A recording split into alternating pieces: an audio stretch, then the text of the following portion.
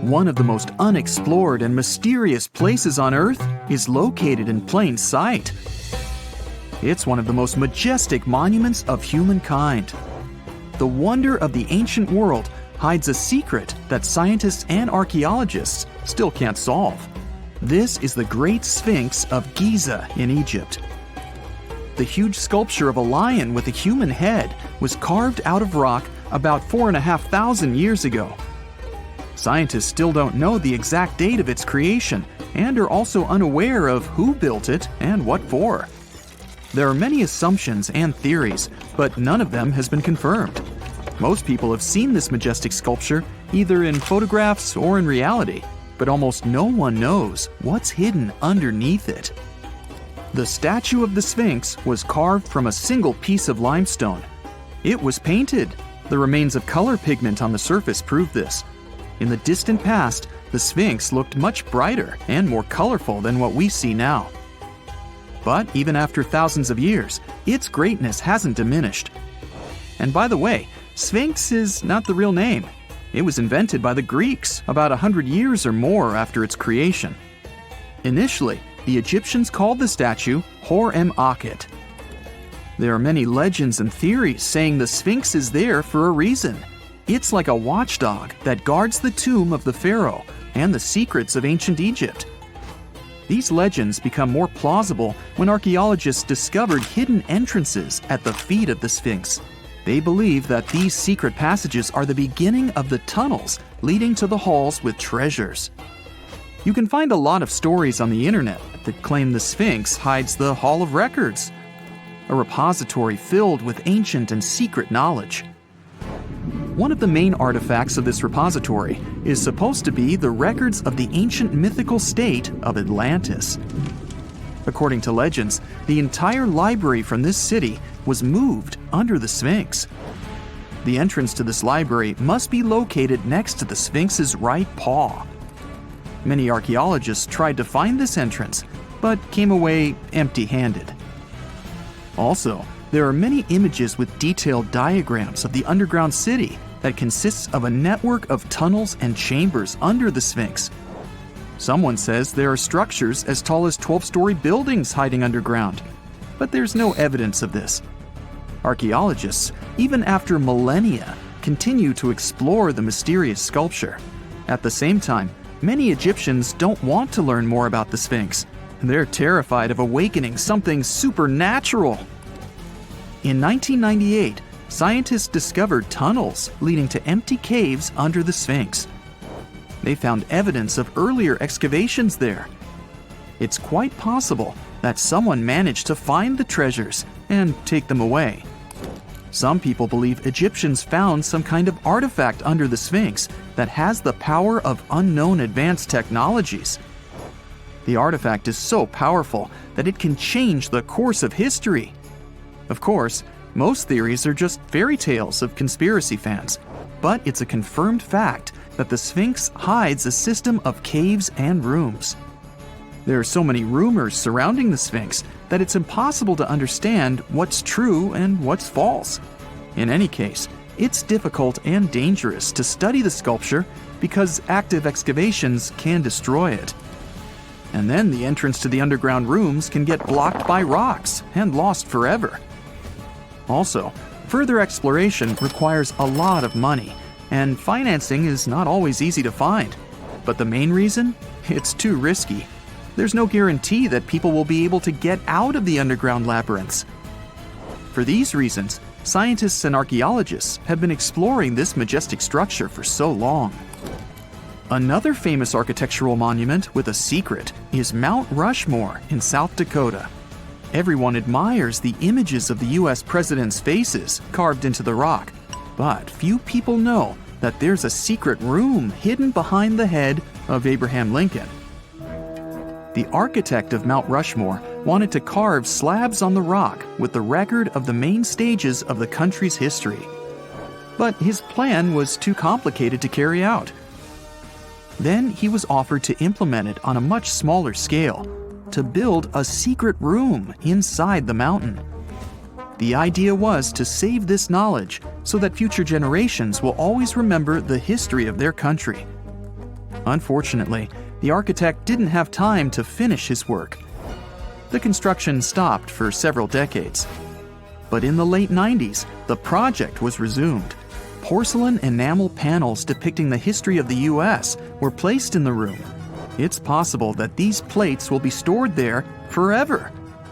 But people can't see them, at least for now. The room is inaccessible to tourists as it's too difficult to get inside. Another secret room is located in the Empire State Building. More precisely, it's not even a room, but a place where you can take cool photos. Almost all tourists gather on the observation deck of the 86th floor to enjoy a stunning view of Manhattan. But there's another deck with panoramic windows on the 102nd floor. There are way fewer people there because almost no one knows about that place. Fortunately, access to this deck is open to everyone. You probably won't have to wait in line for a long time to take a photo. You'll feel special because you're in such a secret place where there are almost no people. But the coolest place is even higher, on the 103rd floor. This is a spacious observation deck where celebrities get their photographs taken. It's not a public place, but if you know the right people, you can get there. There are almost no security measures on the site. Only a low ledge between you and an abyss. That's why crowds of people are forbidden from coming here. It's not so easy to get there, and you're unlikely to succeed without a guide. First, you need to choose the right elevator that will take you there. Then you'll go through several engineering rooms filled with pipes, electrical panels, and other technical stuff. The final part of your way is a set of stairs inside a tiny corridor. And here you are, at the top of New York. Now we're in Paris. See the Eiffel Tower? Inside it, there are restaurants and observation decks. But if you try hard, you can find a secret apartment. Now it's a museum, but it was built so that people could live in it. The architect of the tower, Gustav Eiffel, created this apartment in 1889 for himself. It's almost at the very top of the Eiffel Tower. Imagine what a beautiful view he observed every day. He was the first and only tenant. No one else could gain access to this place. When the architect passed away, the apartment remained empty for a long time. Only recently, they restored it and turned it into a museum. Inside, the epoch of the last century is recreated. They even put wax figures of Gustav Eiffel, his daughter, and the American inventor Thomas Edison inside the room. This place is filled with an endless stream of passengers, office workers running late, visitors from other cities, noise, and train whistles. At Grand Central Station in New York, among all these sounds, you can hear the sound of a ball hitting a racket, if you're in the right place. A real tennis court is hidden inside New York Central Station. It belongs to a tennis club that arranges corporate games for employees of many companies. The club was opened in the 60s. Now we're moving to London, Charing Cross Road. It isn't easy to find one secret place here. To do this, you need to look carefully at your feet. Do you see these sewer grates in the asphalt? Inside them, you can notice two signs with the name Little Compton Street. Yeah, there's another street right below you. It disappeared from all maps at the end of the 19th century. Charing Cross Road was built over it. The identification signs that you see are part of old engineering tunnels. There's another interesting place in London. It's located in the southeast corner of Trafalgar Square. At first glance, it looks like a thick lamppost, but there are too many tourists walking around. You come closer and realize that one person can easily fit inside the post. The lamppost belongs not to an electrician, but to a police officer. Yeah, this is the smallest police station in the world. It was built in the 1930s and used as a watch post. Officers had to sit there one by one and watch Trafalgar Square. That always attracted a lot of pickpockets and all kinds of other criminals. There are countless stores all over the world that haven't been open for decades, and even centuries. The question is why? It seems that nowadays you can open any door you want. The truth is that some doors were sealed for a grave reason. And so far, nobody has found out what treasures and mysteries they hide. Here are 4 doors that keep their secrets all too well. The Taj Mahal. First up, we've got the Taj Mahal in India, one of the most romantic places in the world. Shah Jahan commissioned it in 1631 and dedicated it to his 3rd wife, who he loved like crazy. They were married for 19 years and had a whopping 14 kids together. But unfortunately, she passed away while giving birth to their last baby. Shah Jahan was heartbroken and decided to build an epic tomb to remember her by. The construction took a whopping 20 years to finish. The building has quite an interesting layout. The design is super unusual with these 4 massive 130-foot tall minarets that stand on the corners of a huge platform. They're not just there for looks. Back in the 17th century, architects were having some serious issues with buildings collapsing under their own weight. So, the chief architect of the Taj Mahal made sure to place those minarets as far away from the tomb as possible. And he even tilted them in a way so that if they did fall, they wouldn't wreck the rest of the Taj Mahal. Talk about planning ahead. The Taj Mahal is hiding some crazy secrets. There are sealed rooms all over the place that nobody is allowed to enter. And if you check out photos of the building from the riverside, you can spot 2 basements. But guess what? They're sealed up too. Nobody knows what's inside or why they've been locked up since the time of Shah Jahan. Apparently, there's a good reason why those rooms are off limits. Some researchers think that they were built using marble, which turns into a different substance called calcium carbonate if it's exposed to carbon dioxide. And when that happens, little bits of marble start chipping off like crazy. To make matters worse, there's no air flowing into these rooms.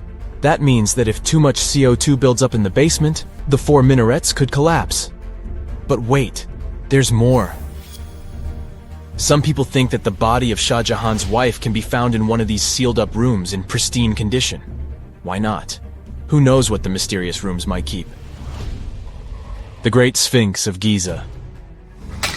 The Great Sphinx of Giza is shrouded in mystery.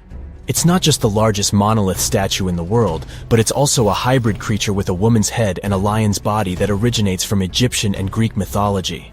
It's also very ancient. It's estimated to be around 4,500 years old. The construction of this marvel took about 3 years and required 100 workers who were not slaves and were treated with delicacies like sheep and goat meat. It is also thought that it used to be much more massive than it is now. Archaeologists found huge stone blocks and abandoned toolkits near the site. However, the real secrets of the Sphinx lie underground, near its paws. A group of scientists used a seismograph to detect 2 hidden chambers beneath the Sphinx's paws. Some people think that these rooms might be the legendary Hall of Records, which holds ancient scrolls revealing the secrets of the universe. I mean, that's way cooler than any library I've ever been to. Rumor has it that the Egyptians even had info on Atlantis stashed down there, which is like a super old version of a conspiracy theory. Unfortunately, we can't go on an adventure to check it out just yet. The chambers presumably have 2 entrances, but both remain sealed. The researchers haven't yet received the green light to check out their theory. Let's hope they won't keep us in suspense forever. Sri Padmanabhaswamy Temple. This temple is located in the beautiful state of Kerala in India. This temple is famous for more than just its breathtaking beauty. Underneath the temple there are 6 vaults, creatively named A, B, C, D, E, and F. The enormous iron doors to these chambers add to the mystery of what's behind them. A few years back, the authorities decided to open these vaults to the world, but it wasn't an easy task. You can't just open the doors and enter the vaults. It required a lot of work. It took them a while, but finally, in 2011, they opened 5 of the 6 chambers. And guess what they found? Tons of treasure. Bags of gold, precious gemstones, and priceless diamond jewelry. The estimated worth of everything found in the vaults is a whopping $1 trillion. It's like the temple was the real-life inspiration for Aladdin's Cave of Wonders. But wait, I said 5 of the 6. What happened to the last one? Vault B has remained closed, but not for lack of trying. They simply didn't manage to open it. There is even a belief that it's fatally cursed. Legend says that only a saint or sage can break the curse by chanting a specific mantra. but no one has been able to do this yet, presumably because we don't have saints or sages at our disposal. There is also rumor that in the 30s some temple invaders tried to enter Vault B to do some good old looting, but they never reached their target. Apparently terrible snakes materialized out of nowhere and chased the gang away. But of course, this is just an urban legend, and there is not proof of that. However, it is said that the Auditor General dealing with the temple claimed that Vault B had been opened at least 7 times since 1990, and nothing bad happened to anyone who entered. Who knows? Maybe we should send Indiana Jones to check it out. The First Emperor's Tomb. Deep under a hill, completely undisturbed and surrounded by dangerous traps, lies an ancient 2,000-year-old tomb. It belongs to Qin Shi Huang, the first emperor of China. He was born in the Qin state and became king when he was just a boy. But when he grew up and gained full power, he united the warring states ancient China was divided into by conquering them. After that, he created the Qin dynasty. When he died in 210 BCE, they buried him deep underground in a massive tomb. And when I say massive, I mean massive! Back in 1974, some farmers in Xi'an, China, stumbled upon something strange while digging a well, a huge terracotta soldier. This discovery led to an extensive archaeological dig that has continued for over 40 years, revealing a collection of thousands of clay soldiers. The unique thing about these soldiers is that each one has its own unique features, from hairstyles to facial expressions. It's believed that there could be up to 8,000 of these soldiers, but only 2,000 have been found so far. Interestingly, the central tomb, which is believed to be the resting place of the emperor, is still untouched. In ancient records, there are references to a vast underground city that the emperor built, complete with scenic towers, palaces, and whatnot. Sima Qian, a Han Dynasty historian, wrote that the tomb was adorned with treasures and had space for hundreds of officials, but the lack of technology to properly examine the site is what's holding things up. Qin Shi Huang was surrounded by liquid mercury in his tomb, with 2 of the streams representing the major rivers of China, Yellow River and Yangtze. The ancient Chinese believed that mercury could provide immortality, but it could have also caused the emperor's death since he regularly took mercury pills to prolong his life. The dangerous levels of mercury contamination in the soil near the tomb are the main reason why scientists are reluctant to explore it. It could be very dangerous both for people and for the environment. Now, if I had to choose which door to open, I'd probably go for the one that doesn't lead to a tomb surrounded by poisonous mercury. Call me crazy, but I'd like to avoid any potential health hazards.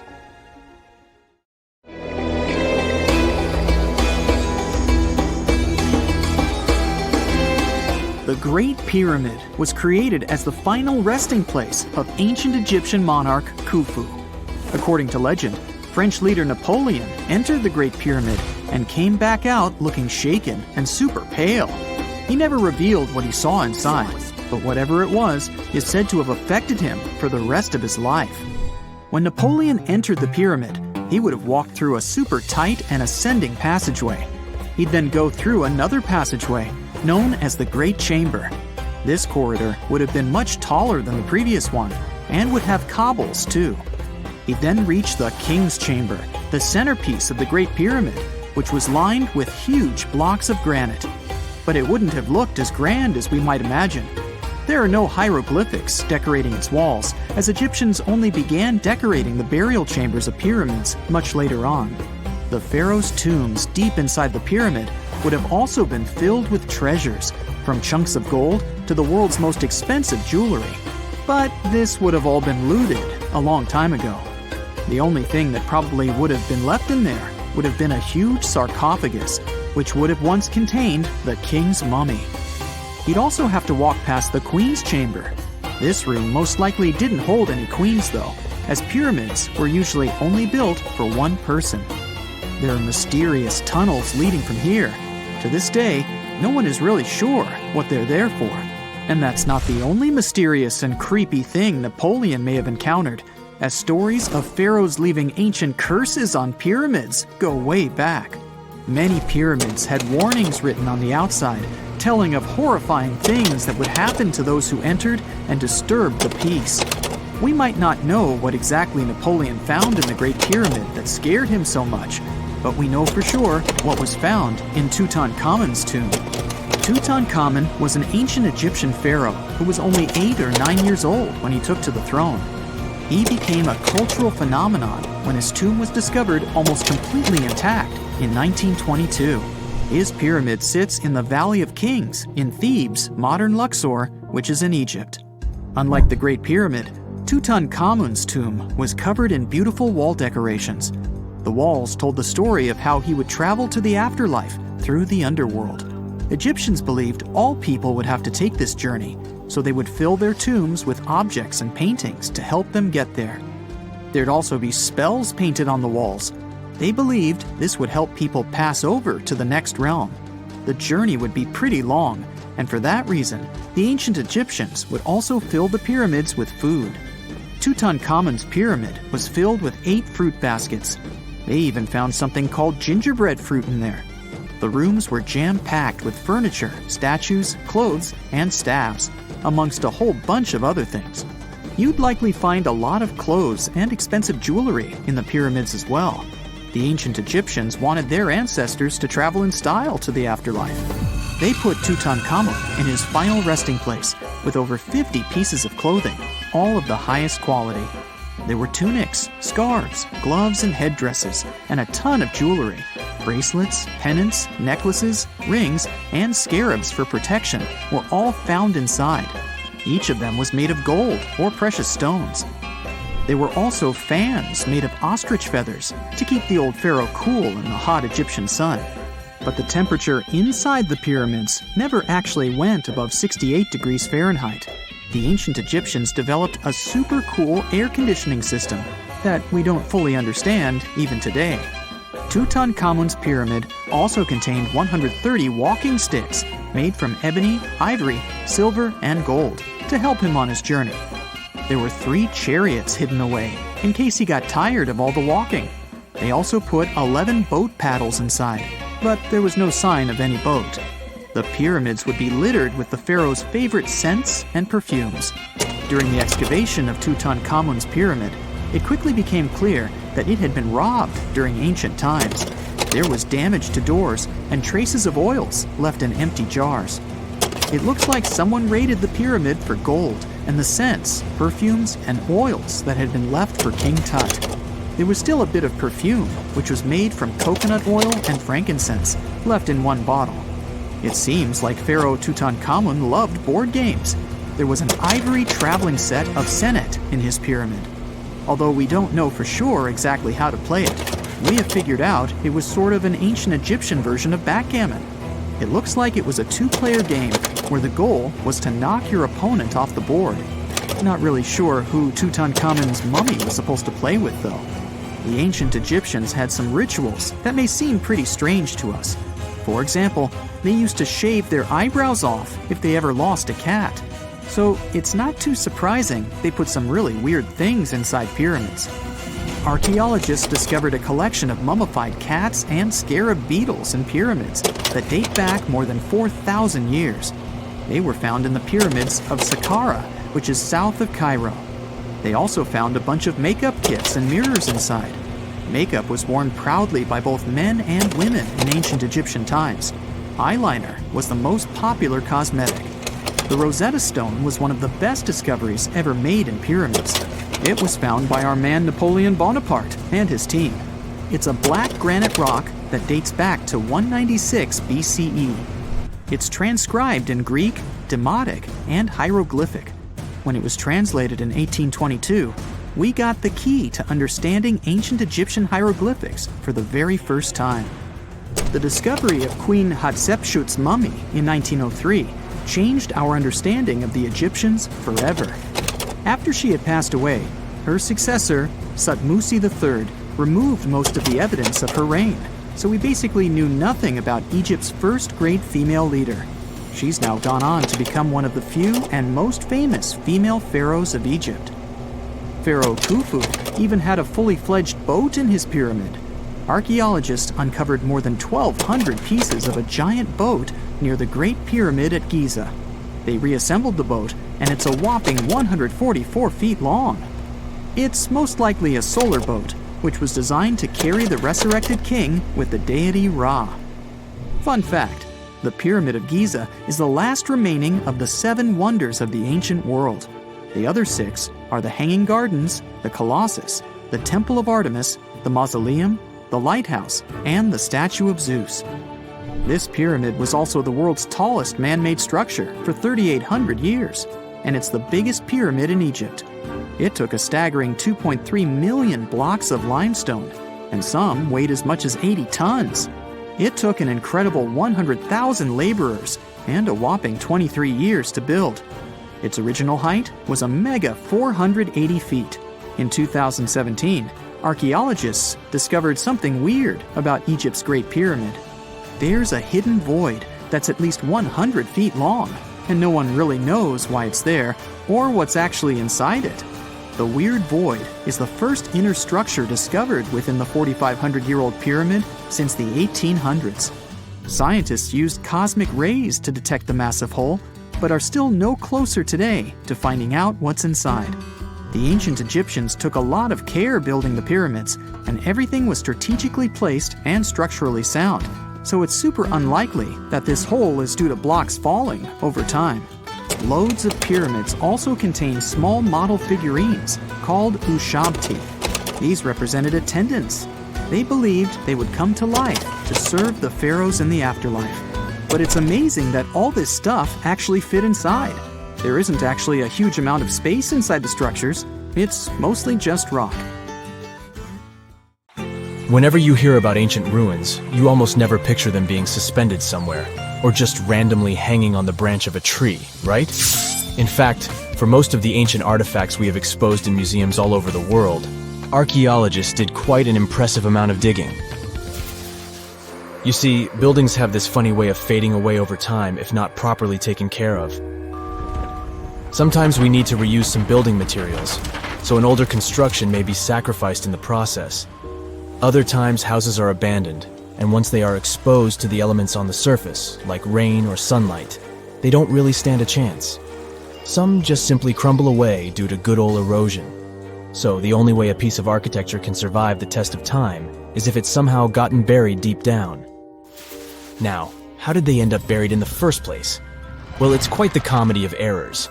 Ancient cities had a habit of gradually raising their ground level like a kid adding toppings to their ice cream sundae. You see, these settlements were always busy collecting food and building materials to keep up with their ever-growing population. But hey, who has time to deal with waste and rubbish? It wasn't exactly high on their to-do list back in the day. So when it came to building new houses, ancient civilizations found it much easier to save their sweat and tears by piling up the rubble and constructing right on top. But that's not all. Rivers would also occasionally flood and deposit a layer of sediment on the city floors, further encapsulating those ancient constructions.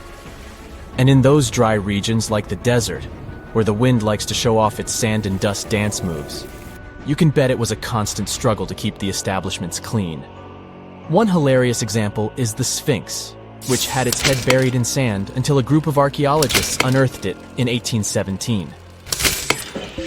Some ancient towns eventually got covered up because they were completely abandoned.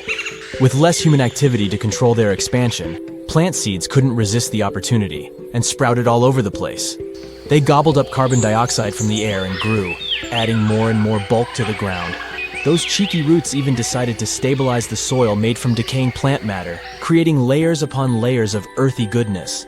It's like the ultimate DIY project Mother Nature embarked on, with plants as her loyal helpers.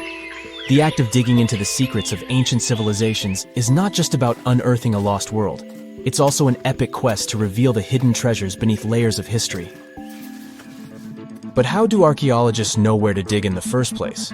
If everything is covered in layers upon layers of sediments, debris, and plant roots, they must have some sort of system they rely on before embarking on a new project, right? For starters, they're not always the ones suggesting an archaeological dig in a certain location. Let me explain. Let's say you're a contractor and you want to build a new fancy apartment complex in your city. Some local legislations have certain requirements before your project can start, though. For instance, before anyone starts building on a piece of land, they might need to bring in specialists to check the soil. These clever folks can be archaeologists, geologists, or paleontologists, and they need to keep an eye on things during development. If any artifacts or ecofacts, fancy word for organic remnants, are discovered, these experts swoop in to excavate and study them. But what about sites that have nothing to do with bulldozers and yellow hats? Archaeologists have more than one trick up their sleeves when it comes to locating ancient hotspots. They dive deep into historic records with a healthy dose of detective work. By sniffing out old documents and maps, they can piece together the puzzle of human activity in a specific area. If a site has been visited before, it's even better. Finding records of past excavations or historical accounts can give archaeologists lots of information on where to continue their treasure hunt. Before archaeologists start swinging their shovels, they engage in a bit of a visual scan mission. Armed with a grid system, they'll stroll around the site, keeping their eyes peeled for any artifacts that might be hiding just beneath the Earth's upper layer. From groundstone tools to historic glass and even ancient garbage dumps, yes, they're also valuable. These keen-eyed explorers can spot signs of human activity faster than most people. If they stumble upon midden soil, fancy term for a garbage dump, they know for sure that humans once called this place home.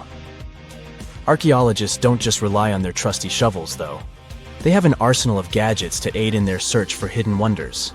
Geophysical tools are like their secret weapons. Take the resistivity meter, for example. This clever contraption measures the electrical component of the soil and any buried features or artifacts. A buried wall, for instance, will create a different resistivity reading than the surrounding soil. Magnetometers and ground-penetrating radar work in similar ways, showcasing potential hints of ancient treasures in the soil. And who could forget our trusty old friend, the GPS?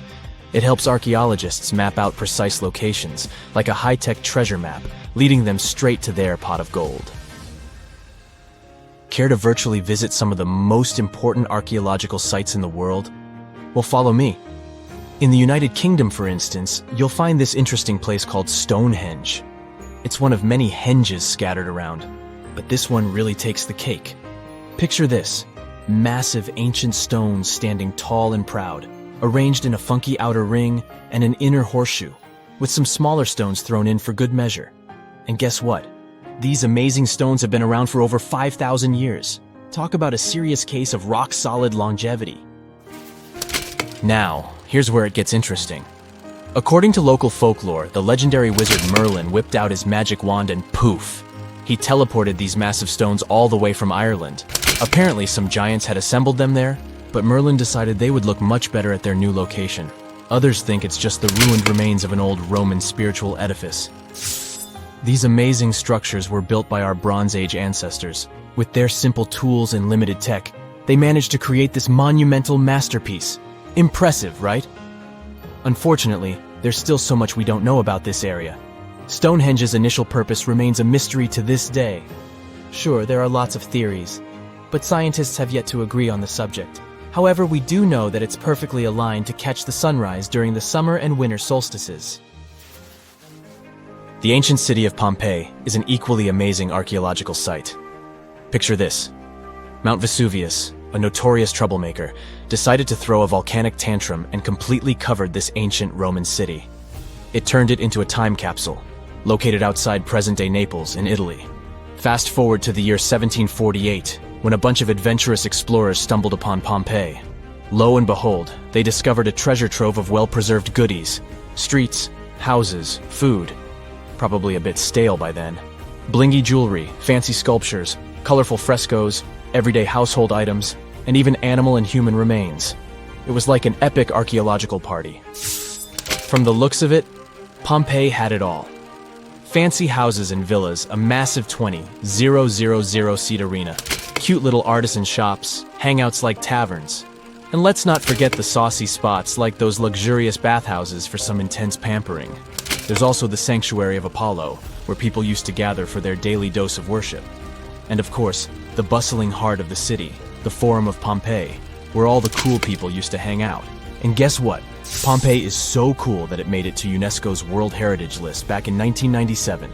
That's like the ultimate Hall of Fame for historical awesomeness. It also includes many other famous buildings and sites, like the Taj Mahal in India and the Acropolis of Athens in Greece.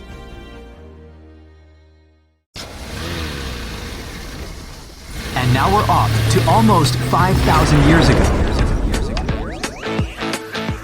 Let me take you to ancient Egypt, where back in 2550 BC, guess what? The construction of the Great Pyramids of Giza started. People learned to build cathedrals and skyscrapers, but it wasn't until recently that these massive buildings appeared.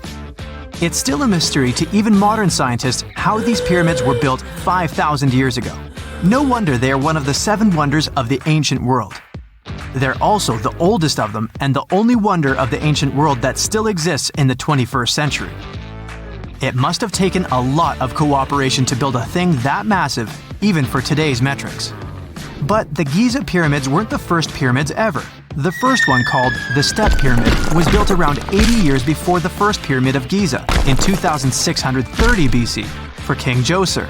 It wasn't meant to be extraordinary, but ended up being quite impressive. It was a pyramid of 6 stepped layers of stone. It was 204 feet high, which is as tall as a 19-story building. And it was the tallest building that existed at that time. It wasn't just a pyramid though, it was surrounded by a whole complex of buildings, including even courtyards. In ancient Egypt, people believed in the afterlife, so everyone, especially kings, wanted to make sure they had everything they needed to get ready for it. Here's why the pyramid complex was perfectly supplied with a lot of objects people used every day. The complex included a pyramid and a kind of a palace. Those buildings had many things the king loved and might need one day, like furniture, food, and gold vessels. After Djoser, building pyramids became common practice, but many pyramids weren't finished. It would usually take about 20 years to build one, but many rulers reigned way less than that. Overall, there are more than 100 pyramids. The most famous pyramids are the Great Pyramids of Giza. The first one and the biggest one was built for Pharaoh Khufu, around 2550 BC. Initially, it was 481 feet tall, which is as tall as a 40-story building. The second pyramid was built for Khufu's son, Pharaoh Khafre, around 2520 BC.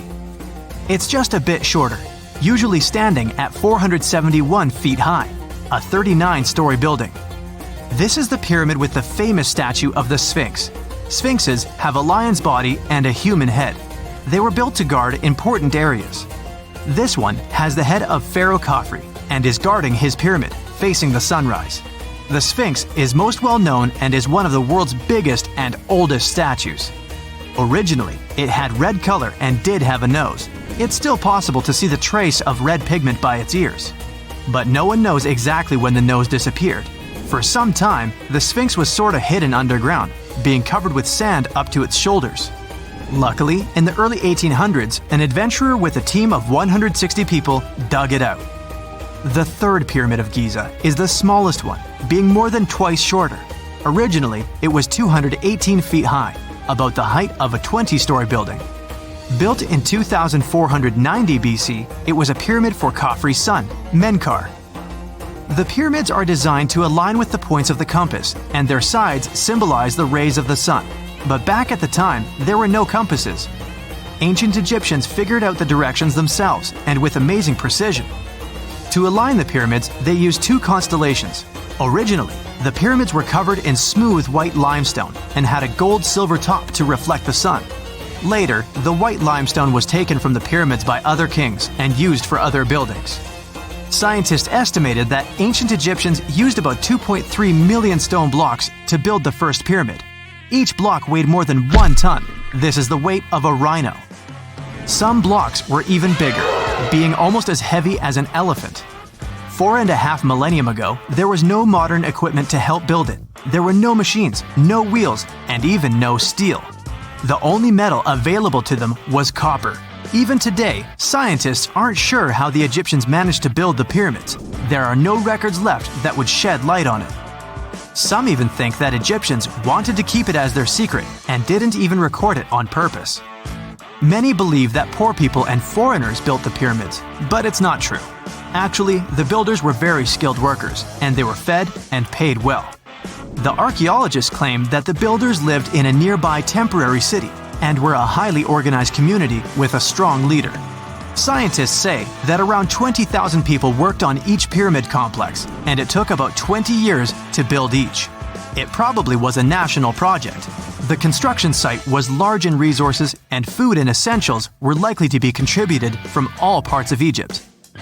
Even with all that support, it remains unclear how people managed to cut, transport, and assemble those huge stones. One of the theories suggests the stones were most likely transported on boats down the Nile River. Then, there was a harder part. They had to be moved to the construction site. For that, they probably used wooden sleds. It wasn't very hard to pull them because the sand mixed with the right amount of water was pretty slick. And 10 people could move a sled even with a rock weighing 1 ton pretty easily. Finally, one last problem. The stones had to be lifted and put into place. Archaeologists have discovered the remains of the ramps system that dates back to when the pyramids were built. Most likely, the Egyptians designed a unique system to move and pull huge stone blocks, but no one knows what it looked like exactly. The most common opinion is that there were several ramps around the pyramid to help move the blocks. The ramp was growing with the pyramid getting higher. They suppose people were walking up the stairs, pulling the stone on the wooden sled up in the middle on the sandy ramp. But this is just one of the options. Others say that the ramps were going around the pyramid. Some say the ramps were inside the pyramid. But we'll never know for sure, and it'll forever remain a mystery, just like the ancient Egyptians wanted. Surprisingly, there's not much inside the pyramids.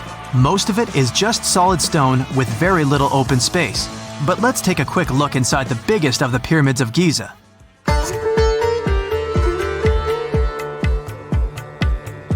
From the entrance, there are 2 stairs, one going down and the other one going up. The descending one takes you to a chamber located underground. That's where the pharaohs are, but not in this pyramid because Khufu wanted to stay higher. The underground room is partly unfinished. The room with Khufu's sarcophagus is called the King's Chamber. It's upstairs and then through the tall and long Grand Gallery. Below the King's Chamber, there's a room called the Queen's Chamber. There are no queens though, and no one is sure why the room is called this. Unfortunately, none of these have any hieroglyphs on the wall. They're just bare. If you want to see them, you should go to the other rooms that are decorated. Those pieces of art are depictions of ancient Egypt's culture and daily life. The texts allow researchers to study their language and grammar. Sadly, the treasures that once were here in the pyramid are long stolen. From that room, there are several tunnels for an unknown purpose. There are many tunnels and passages inside the pyramids. There are many chambers and shafts and secret ways. Scientists have been sending little robots with cameras there for some decades already. And the robots did discover another chamber a bit upstairs with hieroglyphs on the walls. But even today, much of the pyramids is still unknown, and there's no so-called building plan of the pyramids. Egyptians did create a mystery no one can crack for 4,500 years already. Scientists recently started to X-ray the pyramid to learn what's inside it without entering it and its narrow, mysterious tunnels. Consider the Great Pyramids, one of the original 7 wonders of the world and the only one that still exists today. Did you know that the pyramids of Giza weren't the only pyramids out there? And they weren't even the first ones. First, there were the pretty good pyramids, but they didn't catch on. Nah, I made that up. Back to the story. In ancient Egypt, it was believed that kings were chosen by gods to serve on earth as their mediators. In the afterlife, they were expected to become gods themselves. The pyramid complex was built to make sure that the king had everything they might need in the afterlife. The complex included the pyramid, a palace, and temples. The tomb in the pyramid, where the king was buried, was filled with many things they might need, like furniture, food, and gold vessels. Actually, the first pyramid had been built 80 years before the first pyramid of Giza appeared. Overall, there were around 100 of them. Some weren't finished though, since the construction took a while and not every pharaoh lived long enough to see the end of the construction. And now let's talk about the construction itself. The biggest of the pyramids of Giza is as tall as a 40-story building. So how on earth did they manage to build a structure that massive 5,000 years ago, long before machines and other equipment appeared? Well, let's figure it out. So Pharaoh Khufu ascended the throne around 2575 BCE, and his architects started the construction of the oldest and biggest of the pyramids of Giza. He figured that over 2 million limestone blocks had to be used to build the pyramid, each weighing around 2.5 tons, around the weight of a rhino. The architect wanted to finish the construction in 20 years. To make it possible, a stone had to be carried and pushed into place every 4 minutes, 24 hours a day, 7 days a week, and 365 days a year, except leap year. So obviously, a lot of workers were needed to make it happen. Many believe that it was enslaved people who worked at the pyramid's construction site, but that's not true. Workers came from all over Egypt to contribute to the project. All in all, around 25,000 of them.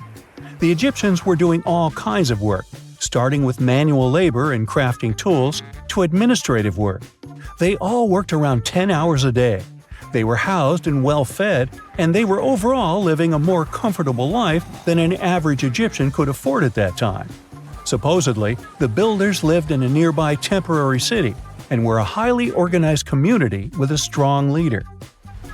The pyramids seemed to be designed to align with the points on a compass, and their sides symbolized the rays of the sun.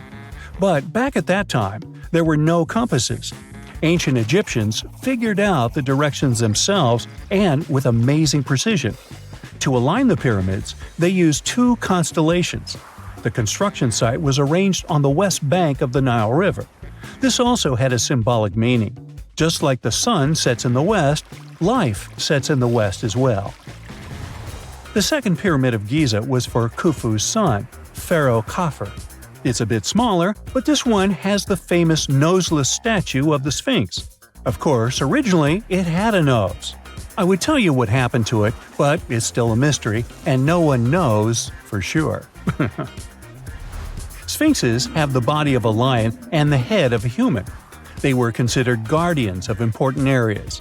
This famous Sphinx, also pronounced Sphinx, has the head of Pharaoh Khafre and is guarding his pyramid, facing the sunrise. The Sphinx is one of the biggest and oldest statues in the world. Originally, it not only had a nose, but was also painted.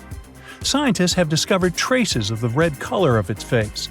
So, most likely, the Sphinx was painted red. There are also remains of yellow and blue color on its body. The statue definitely wasn't boring. Till around 1800, the Sphinx was buried up to its shoulders until an adventurer with a team of 160 men dug it out.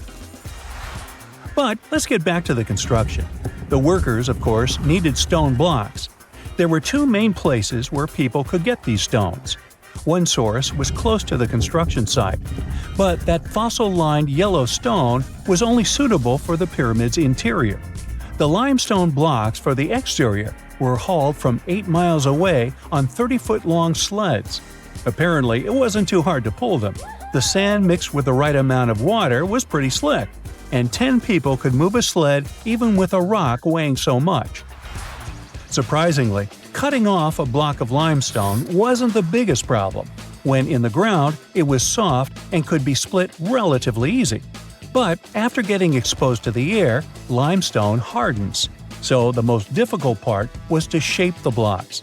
That step was crucial because the smallest inaccuracies could lead to the whole pyramid collapsing.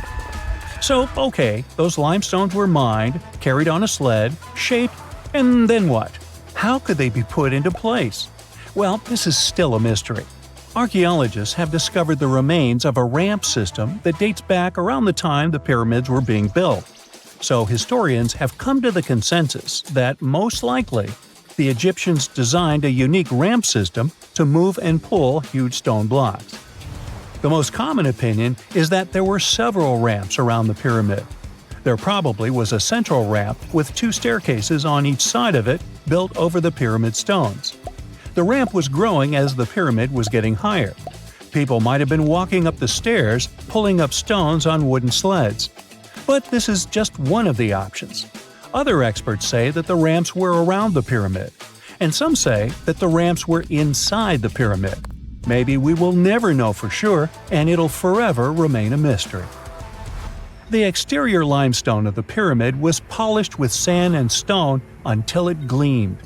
On top, there was a gold and silver capstone, which glimmered over Egypt like a second sun. So that's how it was 5,000 years ago. Now, about the interior. Surprisingly, there's not much inside the pyramid. Most of it is just solid stone with very little open space. But let's take a quick look inside. From the entrance, there are two stairways, one going down and the other going up. They take us to the chambers. There are 3 of them inside. Now, why is that? Apparently, throughout the whole construction, a burial chamber had to be prepared at all times, just in case a pharaoh kicked the bucket before the construction ended. So, separate chambers were built one after another as the construction progressed. The last of them was the main one. It's called the King's Chamber. It's the one where Khufu was resting. It's the biggest room at the very heart of the pyramid, and there's a big passageway leading to it. It was likely used as a kind of elevator to move granite up to build the interior. Granite was also used to make 5 stories of support beams to ensure that the pyramid didn't collapse. And we can see that it worked since it's been standing for centuries. Unfortunately, none of these chambers have hieroglyphs on the walls. If you want to see the writings, you should go to the decorated tombs near the pyramids. Those pieces of art are depiction of ancient Egypt's culture and daily life. The texts allow researchers to study their language and grammar. The treasures that once were in the pyramids have been taken by people. There are also many secret tunnels and passages inside the pyramids, but even today, no one knows the whole plan of the interior. Scientists have been sending little robots with cameras inside for many years, but there's still a lot we don't know about the pyramids. Now they're trying to use an X-ray to scan the pyramids from the outside without going inside. So yeah, ancient Egyptians did create a mystery no one has been able to crack for 5,000 years already. It's 1898, and you're taking part in excavations in Saqqara. This place, not far away from Cairo, is full of ancient tombs and pyramids. You're in your Indiana Jones mood and hope to find something really phenomenal to become famous. Gold, manuscripts, treasure maps, mummies of famous pharaohs. Wait, a wooden bird? You're really disappointed as it looks like a regular toy. An old one, but still. Little do you know that years later, someone would propose that your bird was actually an ancient monoplane. So the artifact, nicknamed the Saqqara bird, is made of a sycamore tree. The birdie has a wingspan of just 7 inches and weighs around 40 grams. A perfect original souvenir from Egypt, I would say. It's over 2,000 years old and looks pretty plain, without any carvings of feathers or other intricate ornaments. It has a beak and eyes, though, which makes our find look like a hawk, the emblem of the deity Horus. Its tail is rather unusual as it's squared, looks weirdly upright, and it seems like the sunken part of it was the place for a now missing piece. Humans love solving a good mystery, so there have been several attempts to explain the use of the birdie. First, quite simply, is that it was a ceremonial object. The second idea is that it was a toy for a child from some well-off family. It could have been some sort of boomerang, which was a popular concept in ancient Egypt. Then there was a theory that the bird had been used as a weather vane. But this one has been debunked as the figure doesn't have any holes or markings, except for the one made at the museum in Cairo to fix the exhibit on a stick. So there was no way to hang it in the past. Almost a century after the bird was found, Egyptologist Dr. Khalil Masiha proposed a new theory that it could have been a model of a monoplane. He believed the bird was missing a horizontal tailplane. Otherwise, it had its wings set at a right angle, similar to that of modern planes. It could have worked to generate the aerodynamic lift necessary for flights. Dr. Masiha also claimed that it was common at that time to place miniature models of technological inventions in tombs. So, did the ancient Egyptians really invent the plane in 200 BCE? That would make the Wright brothers, who are considered the inventors of aviation, really upset. They made one of their first flights only in 1903. There's just one way to know for sure, and that is to test the model. But you know, the ancient museum in Cairo would unlikely let one of their cherished exhibits fly around like a toy. That's why glider designer Martin Gregory built a similar model, this time of balsa wood, and concluded that even with the missing tailplane, the plane wasn't much of a flyer. Case solved? Not really. This didn't sound convincing enough to the History Channel, so they invited an aerodynamics expert to build another replica of the bird. He tested it in weather conditions similar to those in Egypt and was impressed with the little plane's abilities. So, if they did invent the prototype of a plane back in the times of pharaohs, it would be a good example of an oupart. That's an out-of-place artifact, an object that's way ahead of its time in terms of technology or history. And the Saqqara bird isn't the only example of such a revolutionary concept. In 1901, a group of divers retrieved the Antikythera mechanism from an underwater shipwreck near the Greek island of Antikythera. It's been dubbed the world's first analog computer, and it's currently dated around 100 BCE. The bronze mechanism could tell the position of the sun, moon, planets, and stars, as well as the lunar phase, the dates of upcoming solar eclipses, and even the speed at which the moon moves through the sky. No one's sure who used it and how or where it was made. But it's obvious that it's extremely precise and way too advanced for its time. The first flushing toilets in the world were invented in the middle of the 20th century. Just kidding. The ancient Minoans on the Mediterranean island of Crete and the Indus Valley civilization both came up with this brilliant invention at the same time, around 4,000 years ago. The plumbing and sanitation were so well done that no one managed to design anything better until 2,000 years later. One ancient Minoan lavatory was discovered at the Palace of Knossos. It looks like it had a wooden seat set over a tunnel that directed water from a rooftop reservoir to an underground sewer. Other varieties got water from jugs. Only the super rich people could afford all this glory. So if you wanted to shop for real estate back then, the flushing toilet would be a telltale sign you were in the rich neighborhood. Automated doors became a cool, seemingly new invention back in 1931. But the technology behind them is actually much older. Think the 1st century CE old.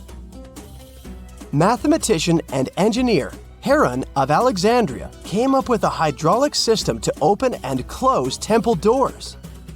To bring it into action, you need to light a fire to produce heat. There was a brass pot under the fire, half filled with water. The inventor connected the brass pot to containers that acted as weights. When the fire was burning, the water moved into the containers. They went down and pulled the ropes. It was nothing like a supermarket door that opens in front of you before you even have time to think. Heron's door took hours to open, and there was no way to stop the process. That's why they only opened the doors once a day before people entered the temple, to add some mysticism at the temple during ceremonies. Spooky. Looks like the first ever battery was invented in Baghdad around 2,000 years ago. A German archaeologist found this oval-shaped clay jar in 1938. Scientists are still not sure what purpose it served and who exactly invented it. There is a theory that it was used for electroplating objects with precious metals. When they filled it with a weak acid like vinegar, the battery produced around 1 volt of electricity. Another theory says it was a vessel for sacred scrolls. Would you like to buy contact lenses designed by Leonardo da Vinci himself? In 1508, he invented a glass lens with a funnel on one side. You were supposed to wear it with water inside to improve your vision. Sounds a bit uncomfortable, doesn't it? So, around a century later, French scientist René Descartes decided to improve the idea and make the cornea contact the future lenses. Contacts because they contact your eyes, get it? The glass tube with liquid did help improve vision, but blinking was sadly impossible. 2.5 centuries later, new technologies in the glass industry let scientists design contacts that would fit in the eye and even let the wearer blink. Thanks, guys! Still, those lenses were made of heavy blown glass and didn't let the eye breathe. About 50 years later, contacts became plastic, lightweight, unbreakable, and scratch-resistant, but still covering the entire eye. And then, in 1948, an English optical technician accidentally sanded down a plastic lens and figured out they'd still be in place even if they covered only the cornea. Imagine you're living in 19th century London and need to send a message to New York. It would have taken about 10 days to get there by ship. So when delivery time went from days to hours in 1858, it was a true sensation. The first message was sent by Queen Victoria herself. It was all made possible thanks to the transatlantic telegraph cable, running under the ocean. Sadly, the new cool invention only lasted a few weeks. It took years to bring it back to life.